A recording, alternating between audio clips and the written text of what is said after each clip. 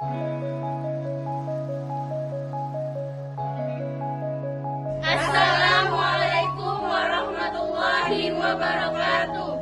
Kami dari kelompok 2 Teknologi Pengolahan Limbah Cair.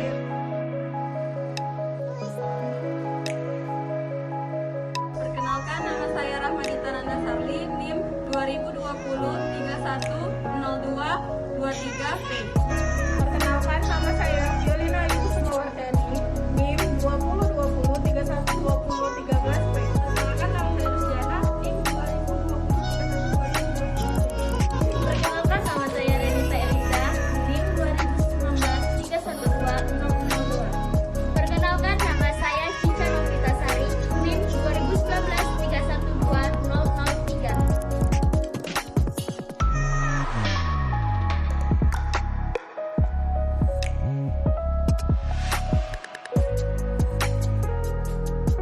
Berikut merupakan salah satu contoh dari limbah cair domestik yang berasal dari pencucian unit di workshop. Limbah domestik ini apabila tidak ditangani dengan baik, maka akan terakumulasi dan tentunya dapat menjadi masalah bagi kehidupan lingkungan sekitar. Limbah domestik ini ditampung di 3 unit penampung limbah, unit 1, 2, dan 3. Untuk itu kemudian dilakukan pengolahan di unit pengolahan agar tidak berbahaya.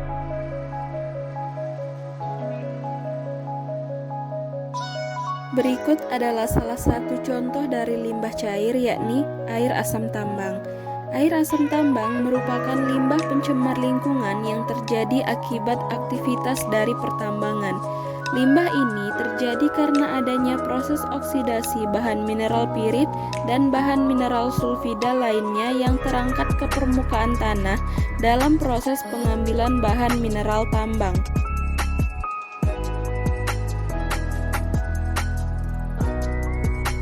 Oli bekas adalah limbah cair D3 yang mengandung logam berat dari bensin atau mesin motor.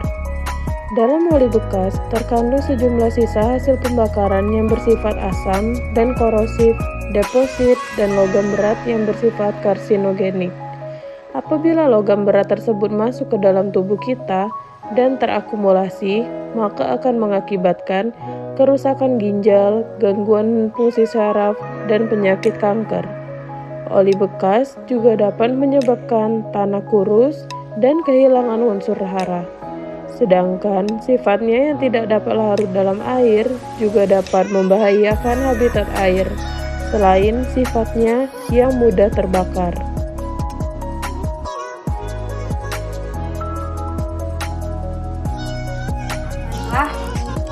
Sini saya berada di lokasi tempat pembuatan dan jemputan yang masuk dalam limbah domestik cair. Sekarang saya berada di Jalan Ais Wasat, lorong kebun pisang, tepatnya di depan lokasi di dekat dengan stasiun Bekasi Palembang. Sekarang lagi proses pembuatan kapas, pemintalan kapas.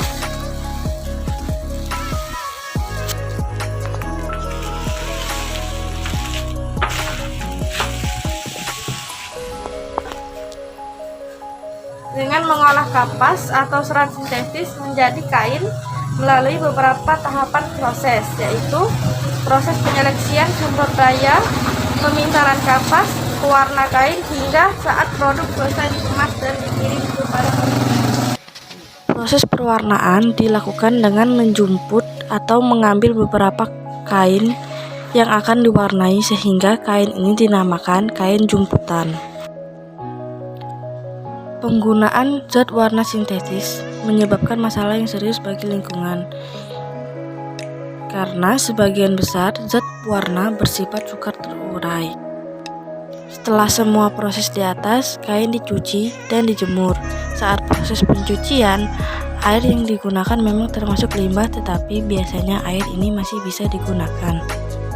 Pencemaran oleh limbah industri tekstil tampak pada kondisi fisik di sekitar air permukaan berupa perubahan warna, kekeruhan air, bau yang kurang sedap, rusaknya tanah pertanian, serta menurunnya hasil pertanian di sekitar daerah aliran sungai. Perubahan warna berganti-ganti sesuai dengan waktu pembuangan limbah. Terjadi kekeruhan pada air sungai disebabkan karena mengandung endapan kelabu sehingga membuat air menjadi tampak keruh. Dampak selanjutnya yaitu mengganggu kehidupan organisme akuatik, ditandai dengan adanya jarangnya komunitas ikan kecil maupun organisme lain yang ada di aliran selokan di tempat pembuatan jumputan ini.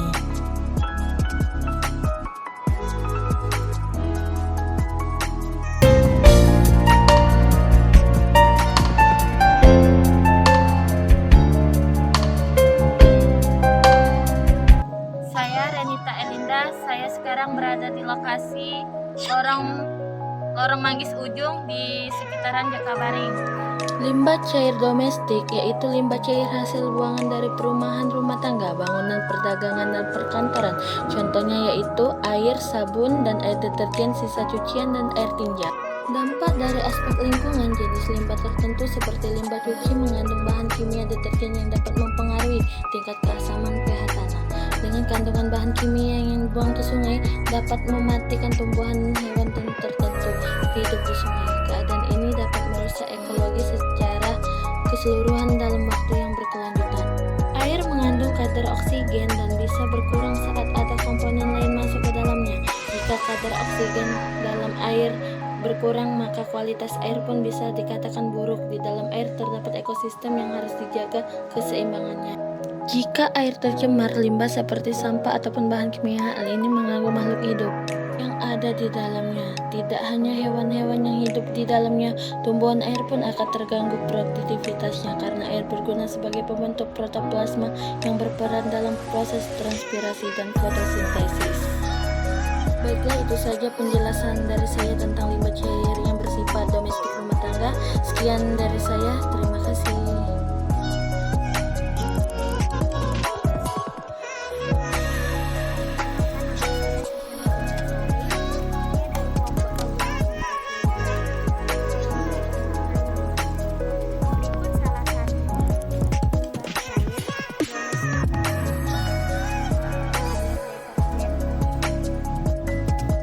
Salah satu pengertian limbah cair adalah sisa hasil buangan proses produksi atau aktivitas domestik yang berupa cairan, yang salah satunya ini ialah limbah cair hasil buangan dari perumahan rumah tangga.